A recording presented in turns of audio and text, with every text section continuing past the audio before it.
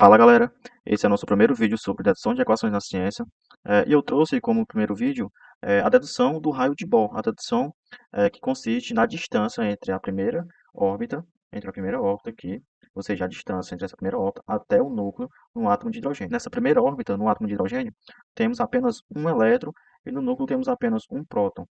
Ou seja, eu quero saber a distância entre esse elétron e esse núcleo, certo?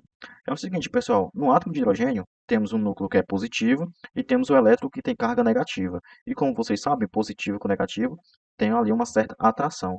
E essa atração ela é regida pela lei de Coulomb, ou seja, você consegue entender como é que se dá essa atração de acordo com a equação de Coulomb, certo? E que equação é essa? A equação da força de Coulomb, ou seja, a força coulombiana. Temos aqui a carga Q1, que pode ser a carga do próton, e a carga Q2, que pode ser a carga do elétron, certo? A carga do próton e a carga do elétron são positivas e negativas respectivamente, ok? A gente pode fazer uma certa aproximação. Que aproximação é essa? Que a carga do próton e a carga do elétron têm cargas iguais, certo? A gente pode fazer o seguinte, pessoal, a gente pode multiplicar a carga 1 com a carga 2. Aí você tem carga ao quadrado. A carga está em módulo, certo? Então não importa se é positivo ou negativo. Aí se você multiplicar carga 1 com carga 2, você pode ter aqui carga ao quadrado, ok? Aí você tem essa primeira relação aqui. Essa é a relação da força coulombiana desse primeiro elétron com o próton, certo? Porém, o elétron, quando ele está orbitando o núcleo, ele não está parado, ele está realizando um movimento circular. E se ele tem um movimento circular, ele tem uma força centrípeta atuando sobre esse elétron, certo? Existe uma força centrípeta atuando sobre esse elétron. A força centrípeta é dada pela seguinte relação: força igual a massa vezes a aceleração centrípeta. A aceleração centrípeta é dada pela seguinte relação também, ó, velocidade ao quadrado dividido por r. Aí você pode igualar essas duas forças, a força coulombiana e a força centrípeta, certo? Então a gente vai igualar essas duas forças.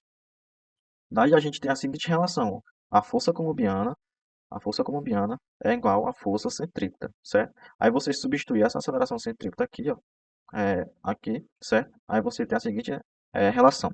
Força colombiana é igual a m vezes velocidade ao quadrado dividido por r, certo? Temos a nossa primeira equação que a gente vai trabalhar.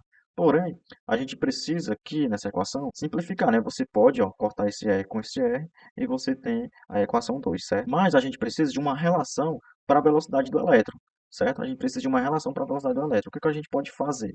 A gente pode deduzir o seguinte: se o elétron está em movimento circular, ele tem um momento angular, certo? Ele tem um momento angular. Qual é a cara da forma do momento angular?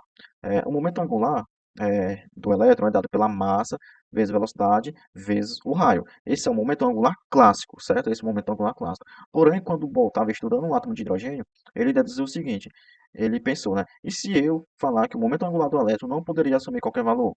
Ou seja, e se eu quantizar o momento angular do elétron? Foi o que ele fez, ó. Ele arbitrariamente disse que o momento